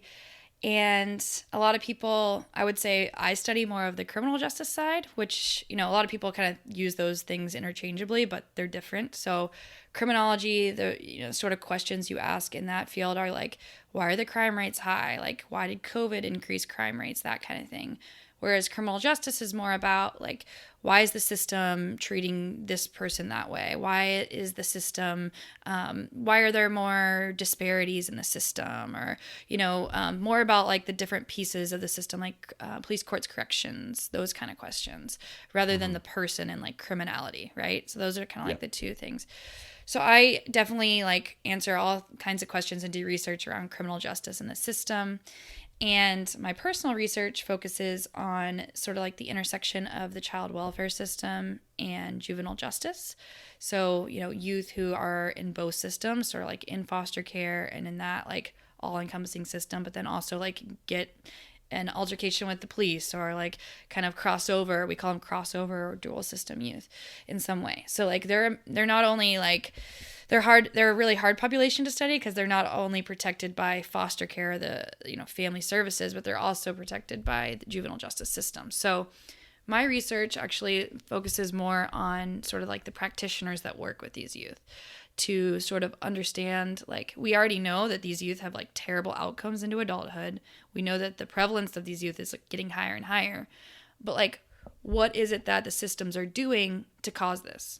So that's sort of like the question I'm asking in my dissertation. Like, how are systems managing these youth? To understand if there's like a punishment piece there. Are they like promoting inequalities? Like, what's going on here? So I'm interviewing all types of different practitioners that work. So like with these two systems. So like anywhere from like judges to case managers, therapists. I mean, you name it, like everyone. Yeah, so I'm doing more of like a qualitative dissertation. My mentor, she's like very focused on just like corrections in general. So with her, I work on a lot of projects related to the pretrial detention system and people who are held sort of before their trial. So like everyone who's in jail. So like jail and prison are two different things. A lot of people also like don't really understand that. So like the people held in jail, I do a lot of work around that. Yeah. Which, sorry, but I'm one of those. Like, what's the difference between jail and prison?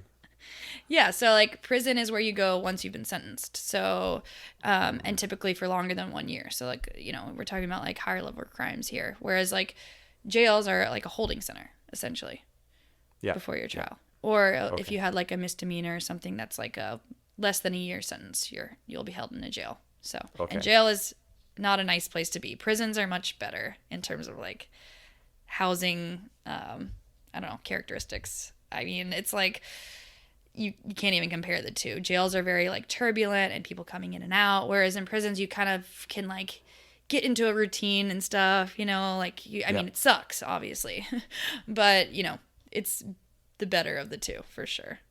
Okay. Okay. No, yeah, I Yeah. mean, I didn't know that the two terms refer to, prior to sentence or Hmm. after sentence. Um, what has it been like? Okay, so I'll tell you my experience, and then hopefully, I mean, we can compare and contrast. But to me, the big jump, because I did psychology, was from undergrad to masters. And as you said, like the level, the type of studying really changes. You're reading a lot. You're not being fed something to memorize because those are the bricks, the ABCs of what you should know. You now have to um, understand and to assess, right? So you read a research piece and you might go, this is complete BS. Like there's so many mistakes in this publication that I don't even care, or wow, this is a massive, massive work and it's one line on an undergraduate textbook. So, like it's a completely different shift. But what was it like from master's to PhD for you? Like what was the difference that you noticed? That was easy. Like you said, the undergrad to master's was way harder. It was like, and I mean, it's funny because even our master's program, the orientation was crazy. It was like, you may not make it. And, this is going to be really hard. You're going to be reading a lot. Like, get ready. Right. And I'd never been told those things ever. So yeah, that was a big jump for sure. The master's to PhD was not as bad because I was prepared, and it's funny because our program brings in people from all different types of backgrounds. So like we had a girl come in from Florida State, but from undergrad, right, straight from undergrad. My cohort, we had 4 people. One girl who came in from the same school, UMSL, where I'm at now. She came in, but did her master's at UMSL and then came in. So super easy transition for her. I think for me, the biggest transition was like a new location, and like not knowing anyone in the area. Like it wasn't in like trying to find a place to ski. It wasn't the academics. Actually, a lot of my courses my first semester were easier than in my master's courses. Like just maybe not easier, but maybe my expectations were like, oh, this is going to be hard. But because of my master's training at Seattle U, that was just like super rigorous. I was like, okay, really isn't that bad, and it was more of like a fun experience. Like I could actually listen to the lectures and enjoy them. I was like, oh, and we had like this like super famous person that was doing our first crim theory class, which I got to transfer in a lot of credits for my master's, but I had to do a couple that like the school really wants you to redo because they teach it a different way, right? But the professor, Janet Lawrenson, she's like a huge like influencer in our field, and she and was like sort of one of like the first female criminologists. Like she's insane, and so like her lectures were just like awesome, and I just remember like enjoying it a lot more going to the PhD. And like also the difference is like understanding that I like knowing what I wanted to study and like having my questions already. And I also took a year off between my master's and my PhD, so that really, I was just working for a year, and so I was like motivated to go back to school. Mm-hmm. Mm-hmm. Yeah. No, I see that. I had a similar experience. I guess when people try to explain me, or ask me, sorry, was the PhD hard? And I said, well, it's like the master's, but in the master's you're doing 2 or 3 things. In the PhD you might be doing like 16, but they are kind of the same things. So at least my experience has been one of like just busier, much busier. Oh, you want to get into this research project? Yeah, that sounds cool. And then you learn how to say no, and it's hard to say no because you might lose on a publication, which is an opportunity. Like there's all these other dynamics that you get involved with in the PhD that really are beyond the academic learning. They're just more about like learning how to be an academic in a way. Yeah. And do you, because also there you start realizing that there is a performance piece in academia, right? And for as questionable as it can be, but there is, right? So how many publications you have, how many presentations you've done at conferences, all these metrics. So my question is, are you as competitive in those? Like, do you want those? Do you seek those? Like, Yeah, definitely. I think So for me, I kind of stand out in a way in my program. One, because I water ski. That's just like one piece of it. But the other Yeah. part is I don't want to go into academia. I don't want to be a professor. So Ah, yeah, I'm going sort of like the policy route or like the think tank route. So I'm going to work for an organization that does policy, more like public facing work, right? yeah. So, and I sort of realized that like my second year, right after I finished coursework, I like nailed that down. I got an internship in DC, and I really loved it.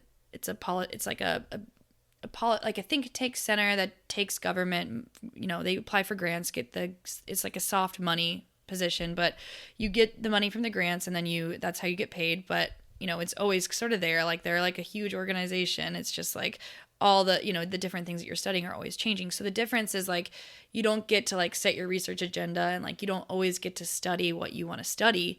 You get to do a bunch of different things. So you just have to be willing to like give up like your passion for like, you can still publish on the outside. A lot of people still do both.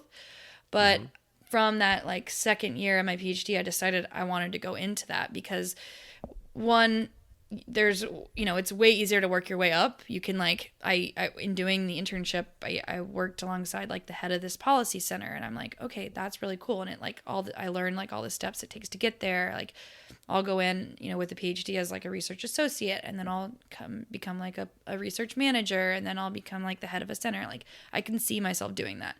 And like still like moving, like always having like these little goals to like move my way up, instead of like academia where it's like you got to get tenure and it's a lot of pressure and you're basically just doing the same thing you were in grad school, right? Yeah. So I it's sort of like competitive. My program is really awesome because we don't compete for funding. So a lot of, I don't know what yours was like, but like a lot of the programs you compete with one another to get funding every year. So that's one like huge burden off everyone's shoulders. So we're all super supportive of each other because of that. We Yeah. all like help each other. And then in terms of publications, like for me to go into, more of like a think tank organization, it's way more important for me to get like research experience and like grant writing experience, that kind of thing. So while I have a couple papers out right now, and like publications are important, things like technical reports and white papers, stuff like that is like super important for me too. Okay. So, and it's not the same for everyone else in my program, right? So like there's like that piece when I kind of like that. I don't have to like compete in a way. It's like I'll leave the competition to like the water skis and then just like grind out over here and do like kind of stay on my own lane. And I have like really flown through the program kind of because of that, I think. Like, and I think skiing has really helped me too. Like I'm a huge compartmentalizer. Like when I'm down here in Florida for like my 1 week, I do all my meetings and I write a little bit, but I'm mostly focusing on skiing. Then when I go back, I'll go back home next week and it's just going to be like writing papers all day. So like, and I have the motivation to do that because I take like these little breaks all the time. And I'm just like, I don't know. It's just, I'm very good at like planning and compartmentalizing my life, which has like really paid dividends for me because I'm never like really getting that like burnout from either side. I'm just like excited. So. And do you think the difference in location, because you're in St. Louis for uni, right? Yeah. Like, do you think that also helps? Because I don't know, if you were in university in Orlando, say, and then Jax was right there, maybe it would be a little harder. I don't know. Just a thought. Yeah, and I'm actually like, I'm done with coursework, right? And then I just finished my comprehensive exams. So now it's just dissertation. And so I don't need to be at school at all. But I don't want to be in Florida because I can't work the same way. So yeah, like you said, like I need to get away, and I definitely do. And I don't think doing it here would not be the same for me. I mean, last year I did that, right? When I was training for Worlds, like I wrote my comprehensive exams in Florida, basically training for Worlds. But I planned it really well, and I started my exams very early. Like I had a whole year to write these 2 papers, but I got a lot done last summer, and then like the 2 months right before Worlds, I was like basically just editing those papers. I wasn't like writing them, which is writing is way harder than just like going through and reading and editing. That part's fun to me, but like the writing I got done like all last summer while I was like just like okay, I didn't want to be thinking about Worlds that soon anyways. Right? Like, because I'm not used to that. So I took those last 2 months to like edit, still had my meetings. I was still an RA. So I had to like still do work, but I wasn't like so pressured about these comprehensive exams. And the funny thing is like, those exams are super stressful. Like if you would ask like someone in my program about those exams, they'd be like, oh my gosh, like I can't believe you were like skiing at the same time. But in a way it was like a way for me to like distract myself from like how important those exams are, because if you don't pass them, you're not a PhD candidate, right? Like you're not moving on. Yep. And I never felt any pressure about those exams until I turned them in, and I was like, hope that was good enough. Right. So they brewed for a few months. So let's get back into a little bit of ski talk. So in all of this, you had the open worlds. The open worlds. Yeah. At Jax, a place that you grew up in, 2021. Obviously you podiumed. Was it your first podium at Worlds? Yes. So walk us through the skiing side of the preparation. Yeah. So I actually didn't go to Malaysia Worlds because I was starting at UMSL I was starting my PhD that year. So I was like, you know what? No, we're not doing it. Plus, I didn't really want to go all the way to Malaysia, the whole thing. So, I'm an independent. I wasn't on the team. So it's like, I'm going to focus on starting my PhD right now. Yeah. And so I didn't do that one. The Worlds before was France, 2017. I just, long story short, all my Worlds in like the professional open category have not gone well at all. I just really have never lit it up at Worlds. And so when I heard that Worlds was at Jax, like about, and we had the pandemic in 2020. So it was like, is Worlds going to happen? Is it not? And when I heard it was going to be at Worlds, I felt so much pressure, like right away. I was like, oh my gosh, like everyone's like, oh my gosh, Worlds is going to be at Jax. Aren't you so excited? I'm like, and John will tell you this. John will kind of say the same thing, right? Like, it's like, oh my gosh, no, there's like added pressure, like, Yep. And then I was like, you've never done good at Worlds anyway, so who cares? Right. So I was like, and then I added even more pressure to myself. I went to ski with Ryan at the beginning of last season. Like I skied there for like 3 months or so in the spring. Like I spent all last year, I kind of devoted the whole year to Worlds and like water skiing, especially like right out of the pandemic. I had a exams year. I wasn't going to have to be in St. Louis at all. Just like on and off for like important dates. But like with COVID, everything was on Zoom. So it was like super doable. So I planned everything out. I went down to Ryan's, and then went over to Jax and did all the LCQs and masters and all that. And then, I skied at Jax, like basically, from August to Worlds, right? Like those 3 months. But back in the spring, I told Ryan, he's like, what is your kind of like goal this year? I'm like, I want to make the podium at Worlds. And he, like, just a few weeks ago, he was like, that was really like, it's really hard to do, to like tell someone your goals, because it like makes it more, it's a lot more pressure, right? So like, even, almost a year in advance, I told him those goals, and then it's like the world starts getting closer and closer. You're like, oh, that's, gonna have to do that goal soon. Like, we'll see if I do it. It's like Right. getting there. And Ryan sort of like followed me through all my tournaments, and he's told me, so he says that like basically he saw me getting closer and closer to achieving that goal all year, but I didn't really think about it that way. So I with all those qualifiers, doing those, I did not start the season out very well, honestly. At the qualifiers, didn't really ski well, but then at Masters, I skied well. I was top seed going into the finals and got second. And first time I ever podium at a Masters, by the way, right? So like, Right. Great start to the season after that. Then I jumped 183 in the summer. So amazing result, right? 5 feet further than my PB. And then it's like, okay, you got 2 months to Worlds now. I thought in my head, if I go 180, I'll be on the podium, right? That was like the goal. I was like, if I jump 180 at Worlds, I'll be on the podium. So that was what was in my head. So it was like another thing, kind of similar like Junior Worlds a long time ago, where I was like, if I run 35, I'll win, But kind of knowing the performance that you need to achieve the outcome goal. Yes, because cool. it's Jax, so it's not going to be a 170 year, or like Malaysia was like 160s to make the podium, it's going to be far. Yeah. And so that, and throughout my career, I'm not really one to like jump super far. I'm just like really consistent. I'm kind of like always going to go 170 kind of thing. So for me, and another thing, by the way, is like I've trained at Jax my whole life. I never jumped super far at Jax. So I had like all these little things that I had like overcome. And a couple of months before, like I said, I was at Jax. I'm skiing with Chris. Tangy was here too. So I had Tangy and Chris in the same house with me. And I think you came at some point in there. I was there in the qualifiers in May. Yeah. So like Tangy was around and he was like, you got to figure out this because it's the counter cut here at Jax. Like I struggle with, right? I figured it out finally by Worlds. But he's like, you got to figure that out. You need to be able to ski here and jump, 175, 180 every set here. Like, you need to figure it out. So just do it. Like, I'm tired of hearing your excuses, basically. And then, with like Chris, like that week, but like so we had a tournament right like 2 weeks before Jax, and I go 181. Furthest I've ever jumped at Jax, for sure. Mm-hmm.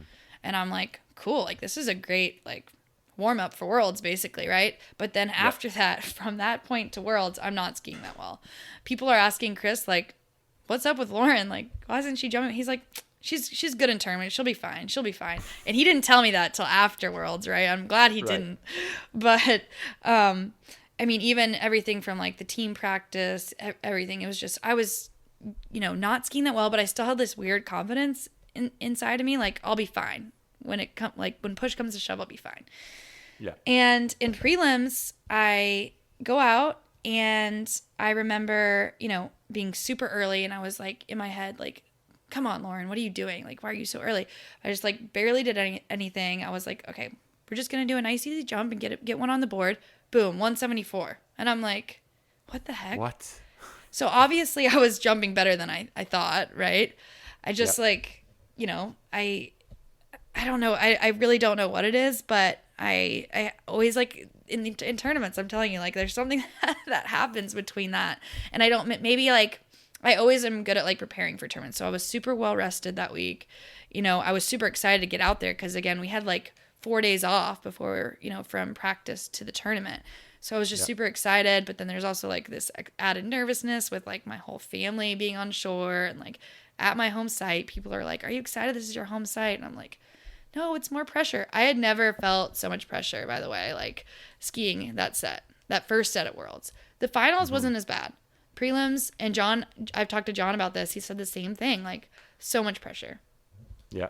But, it's part of it, and I'm glad I'm glad it went the way it did. But I mean, yeah, I remember like going out there. I was like, I had a plan with Chris. We talked about it. And like going out there in the prelims, I was just like shaking, like honestly shaking. But then after the first jump, it was like, okay, we're good. And yeah, I don't know if you want to go into finals, but. Yes, I do want to go into finals. Of course I do. So what was your seed after prelims? I was second seed. Oh, okay. Yeah, so I ended up going, so I went 174.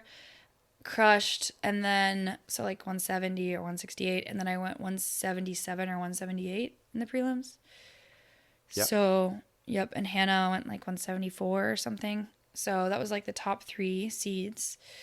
Jacinta after that. So that's the top 3 seeds, and then so finals, right? So finals comes, and I'm like, there's 12 people. I always forget there's like, you're not like, this isn't a normal final. There's 12 people. So I'm down there way too early. First of all, I'm like, what are you doing? I'm just like chilling, sort of watching, they had the webcast set up on the dock. So you could just like watch the webcast. So I'm just like chilling there in my normal spot where I would get ready like every day of my entire life.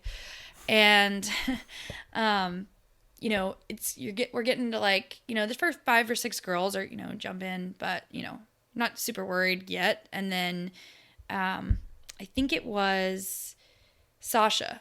She went out and went 170. So Sasha went like 172. And I was like, okay. That might be it. That might be the score I have to beat. And like I said, my goal was just to make the podium, right? So that's 100% it. Like I'm making the podium. I'm not going to try to do more or less. Let's just see what happens. So she goes 172, and then like Yuta went, a couple others went. Dodo had been jumping really well. We were training together.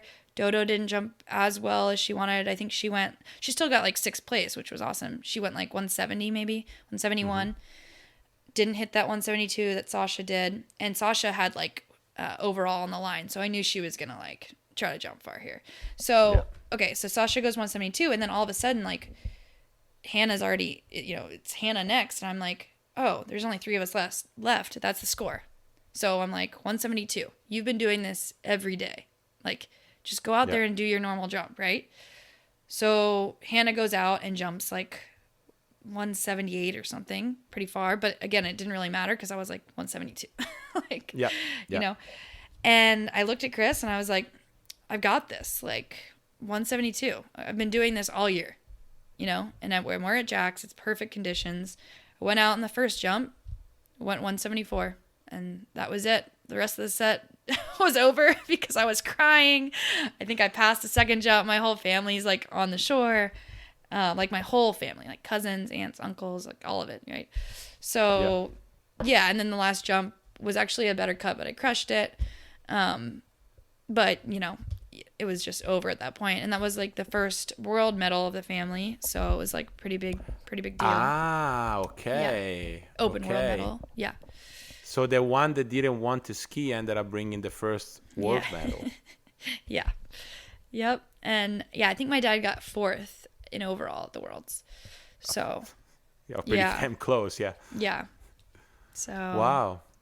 Yeah. So never, like, after the 174, 174 and 178, I know it's a different deal, but, the thought didn't cross of like, man, like, let's go 180. Oh, yeah, it did. But again, my second jump was done because I was crying. Okay. Second jump was done. So passed that one. And then the third jump, I was like, okay, let's go. Like that 174 was super easy. Let's, I was thinking like more like, let's get a PB, we're at Jack's. It's perfect conditions. What better place, But like I said, I just slipped out on the last one. It was a better cut. But slipped out. And again, like my concentration probably wasn't there. That's the thing that I do struggle with. And we've talked about this before, but like the first jump is like always my best, And so like building, like I got better at that last year, but like building on your first jump is like something I really, really struggle with. I'm so focused on that first jump and then I just like lose it when it's a good jump, obviously. So that definitely happened, but at least, I got my medal and that's it. I don't know. Yeah.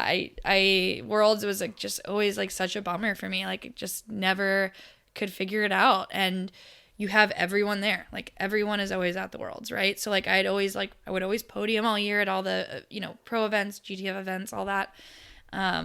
But, in the back of your head, you're like, not everyone's here though, you're still missing like Maria Vimprunetseva. She would like come out of the woodworks at Worlds and like, exactly. Like Yuta came to this Worlds and she hadn't skied a pro event in a while. And Yuta's like, just like solid, right? Right. Just like Natty was maybe going to jump kind of thing. Like, you have like these different people that sort of like show up and you're like, like in the back of my head, I'm like, maybe I'm just like not a top 3 in the world kind of person. I don't know. And then, so I was just finally ready to get over that hump, Yeah, and you did, and you walk on the podium, you get your medal. Any thoughts on the podium? Yeah, it was just unreal. Like Jacinta was also like super awesome, like sportsman likewise. Like I remember before going out to ski, she like looked at me and she's like, "You got this. Like I want to be on the podium with you." It was like really sweet. And she was like, in the back of my mind, she was like, "Go out there and get on the podium." I was like, I want to go out there and win. But, like that's, that's just a whole different topic. But, Jacinta was awesome. And just, that was cool to hear her say that. Like she obviously thought that I deserved to be there, so, no, it was super cool. And then we had like the champagne and of course, like I sprayed Jacinta and that was cool. Nice. Well, let's get into that topic for a little second, because I truly believe that in the 8 disciplines, if you take men and women overall divisions, there's no one more dominant than Jacinta Carroll in her event. It's been like that for a while. What is it like? Obviously, as you're trying to improve, like anyone else, you look up to someone who's better than you. What do you think makes her such the great jumper she is? Yeah, and it's funny because I agree with everything you just said, and it's funny because like it's not even the excuse where like that I use a lot, where it's like, well, they get to ski all the time. It's like this like back in my head excuse I always use, and I like love to use it. I'm like, well, I have this whole other career, Jacinta has a whole other career too. Right? Like, so, and she doesn't get to train that much. She really doesn't. So obviously she trains a lot off the water, right? And like what she's doing with her field and all of that, it all kind of like goes hand in hand. But honestly, what it is like just this willingness to like fail, right? Like willingness to like take that risk that no one else is going to take.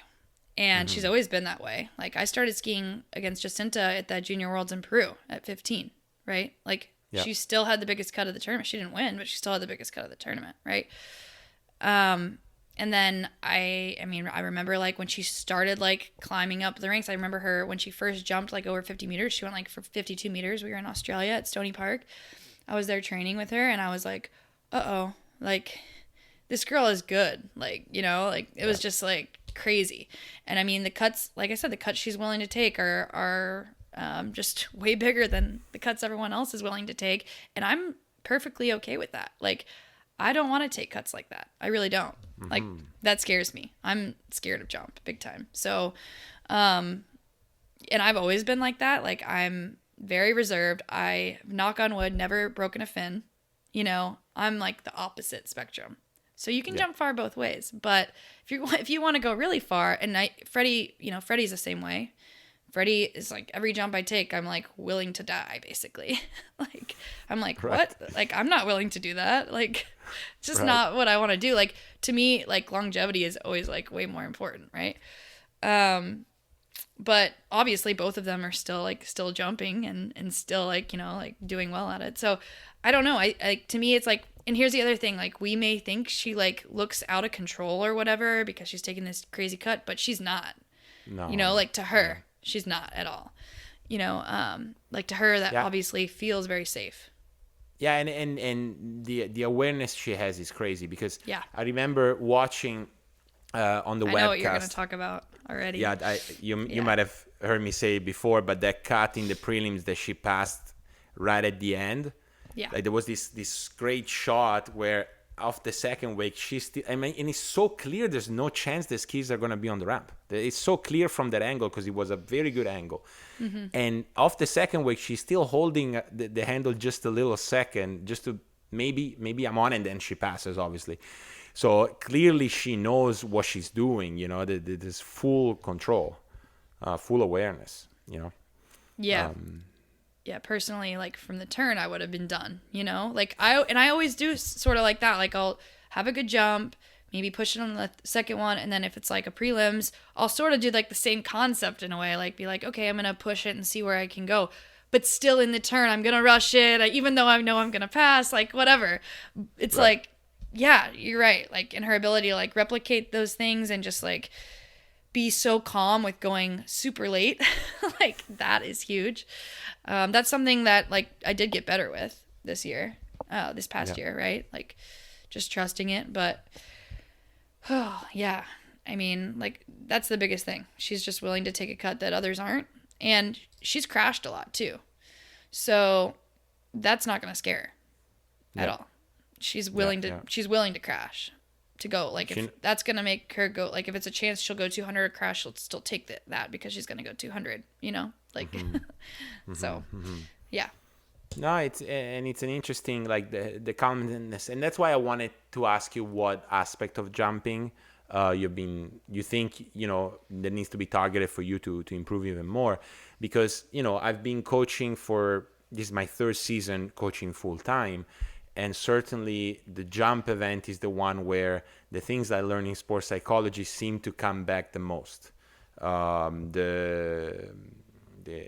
work with skiers in a sports psychology fashion. The most requests I have are from jumpers. So it seems to me that clearly, obviously, there's technical things in jump, of course, but it seems to me that like the mind is the one that can make or break a lot in jump, and certainly the willingness to risk a little bit more, the calmness of when you decide to risk, overcoming a crash, overcoming an injury. Like there's all these mental aspects that like I find recurring a lot in jump, Yeah. and certainly they're there in the other two, but like in jump they seem to me to be more prevalent earlier in the performance curve,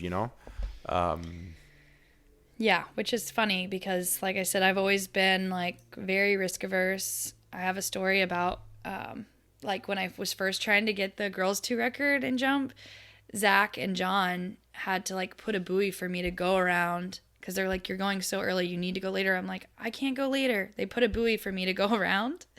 So I would like cut late enough, like a buoy to go around on my countercut, right? And I'm like, guys, like I will not make it on the ramp from this spot. I'm like doing it, I'm passing, and I'm like, Zach, you put on my skis and you go do it. And he did it. He put my skis on, went around it, made it on, but he was like, okay, we need to move the buoy a little bit further back. It is pretty late. But like stuff like that they had to do. Hold on. He put on your skis, not his skis. He put on my skis. That's cool. That's 28 awesome. miles an hour, did the whole thing. I was like, see, like it was late. But yeah, I've always been like very like Mark Lane told me like when he started watching me ski a lot, he told me that he thinks like he's like it's interesting. And he studied sports psychology a bit too.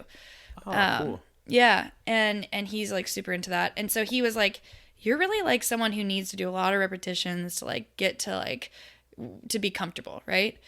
And that was super hard skiing with them because Ron was like making me try a new set of skis or new fin or new rope or whatever every set. And I was like, oh my gosh. But that really helped me overcome that. Just like throwing new things at me all the time. So there are ways I think that you can, fix that or like help that. And it's like now, I mean, I don't get to train, so I don't have the luxury of doing a month of singles to like build into the season. I this year I literally did one single because one, it hurts too bad, and two, I just don't have time. Like, so I mean, I think there's like a time and a place. Like I wouldn't recommend that for everyone, but like you do like learn how to like fix your kind of like the things that you're not good at. You learn how to mitigate and fix them, right? Yeah. Especially if you have a history like yours of very high level coaching, of being exposed to a lot of very high level people and skiers, and being surrounded by competitors who you can take some things from.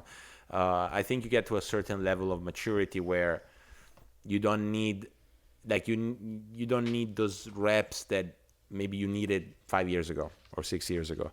And you don't have the time to do them anyway, so you're sort of forced to rely on the ones that you can do. Look, one final thing, looking forward to, this season, obviously it's not a world season. Do you have any objectives? Is it more going to be like performance or some tournaments you have your eyes on? What's it's more objectives. Season? More objectives. I want to go 190. So that's my goal. So it's a big leap because it's like 7 feet past my PB, right? Right.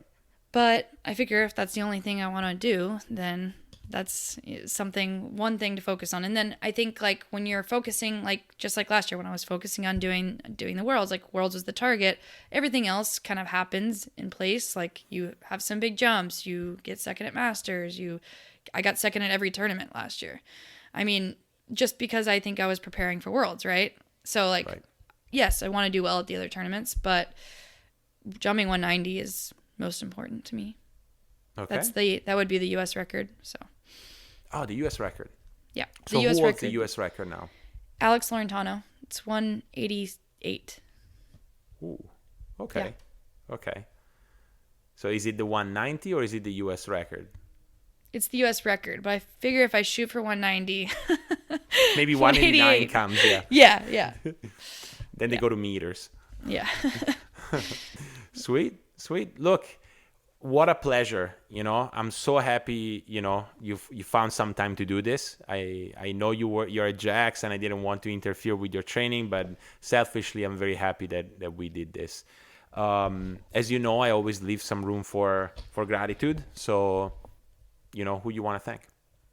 Yeah, I've got quite a few. We've talked about a lot of coaches, but I'll just kind of go down the list. So, obviously, first and foremost is my family. I wouldn't be here without them, and my sister, who always supports me as well. And that goes to my extended family too. They're always huge supports. My uncle Zach, and he just still loves the sport, following me. And then my partner, my boyfriend Jason, he spent all of his vacation last year to just go to tournaments. So thank you. And then just all the people I've skied with along the way. So first the Travers family is sort of the big one. Jack, Leilani, Chris, John, and Natty. Thank you, Natty, for watching me trick all those years. And also Brenda Baldwin. She was my sort of my tutor and my teacher in those years too. So thank you. And then all the crew, the whole community at Jack's, really just it really is a big community. So just all the homeowners and everyone there. And then, Tangy and the Miranda family. The Mirandas were a second family to me as well, brought me into their home in Chile multiple times. Waldo and Martita were amazing. And I loved those years skiing with them and with Tangy as well. And so, so thank you to them. And then all the people I've skied with through grad school. So the Goodmans and Mark Lane, and then Mark's wife, Courtney, who they took me in, they let me stay there in the summers, which was really nice. So I didn't have to drive back and forth, how that goes. Yep. And then in St. Louis, Dave Croney, who I skied with, and then in Tennessee, John Carter and Dennis and Joy Kelly. I've been skiing with them a lot now that I'm living there, and that's just been really helpful to have a place to ski. And as you know, with grad school, you're on kind of a time crunch, so just always being there. John's been awesome, just giving me a place to stay and ski. So, and then finally, Ryan Dodd, and for all of his help over the last year. And then also my mentors at grad school, and my whole department for allowing me to ski and have this double life. So that's been awesome. They're super supportive. So yeah, which is it's I found it's interesting, that whole thing of allowing me to ski, because on one hand you can kind of do it, but the fact that they accept it, and they might even encourage you, and even go out of their way maybe to do a meeting a little later, or move some things around so that you can go to Florida. Those things are always they always strike you as pleasant and nice, from a group of people that are not in your sport, essentially. Well, look, I'm going to thank you, because I really had a lot of fun. And who knows? Who knows? I'm going to see you in a few weeks anyway. So hopefully we get to ski together some. Yeah, it was a fun podcast. I'm so excited that you asked me to come, and I look forward to seeing you in a few weeks. So. Yep. Thank you. Okay. Bye. Boom. Wow. Oh,